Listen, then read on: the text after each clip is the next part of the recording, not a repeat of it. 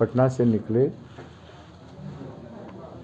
पटना में 3 जिला से बातचीत किए और पटना के अंदर विक्रम में सिद्धार्थ जी जो हमारे विधायक हैं, उनके अगुवाई में, उनकी संगठन में 26 तारीख को बहुत बड़ा ट्रैक्टर रैली और पदयात्रा हुआ।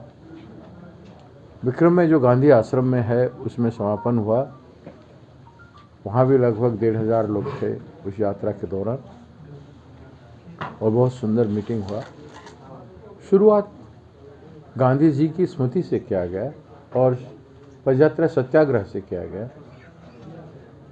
और ये सत्याग्रह तब से शुरू हुआ और हमने वैशाली होते हुए, मुजफ्फरपुर, मोतिहारी होते हुए भितरवा आश्रम में मुरली भरुआ एक गांव था जिसमें शोषण के खिलाफ, किसानों के प्रति जो शोषण हो रहा था उसके खिलाफ गांधी जी लड़ने चले गए थे और वहाँ किसानों को न्याय देने का काम किए थे। वहाँ एक लाल कोठी था, वहाँ किसानों को परेशान किया जा रहा था। वहाँ ज़बरदस्ती किसानों से वसूली की जाती थी, पर्टिकुलर खेती के लिए अनाज वसूल किया जा रहा। तो वहीं से हम लोग पैदल यात्रा में निकल के कई गांव होके भितरवा आश्रम, गांधी जी का आश्रम पहुँचे। रास्ते भर में बहुत लोगों से हम लोगों ने मिला। वहाँ से पता चला कि बिहार के मजदूर को कमाई कितना मिलता है।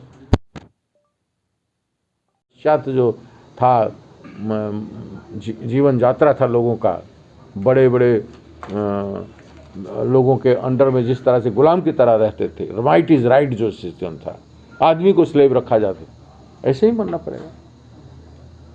130 करोड़ लोग भीख की कटोरा लेके खड़े होंगे उनके सामने और मुट्ठी भर लोग ऐश आराम करेंगे सारे पैसे का, जो ऐश आराम भारत सरकार में बैठे हुए कर रहे हैं। इन्होंने मेंबर ऑफ पार्लियामेंट उनके पार्टी का, कोई उनके खिलाफ बोल पाता है? कोई किसानों के सवाल पर बोल रहा है?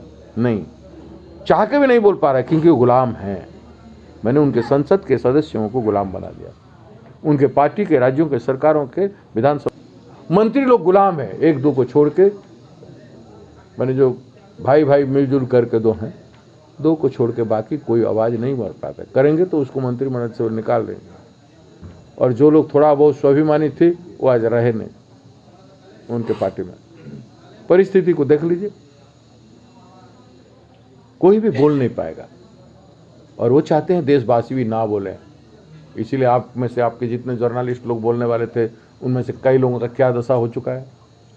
उनको अपराधी करार दिया जाता है, उनको देशद्रोही करार दिया जाता है। आज किसानों को देशद्रोही किया जा रहा है। इससे बड़ा इंसल्ट देश के किसानों क्या है?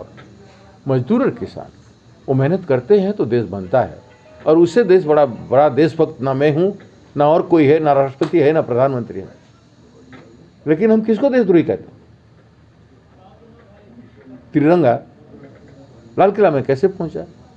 लाल किला तो मोदी जी के चौकीदारी में है ना, उनकी निगरानी में है, पूरा सिक्योरिटी है लाल किला।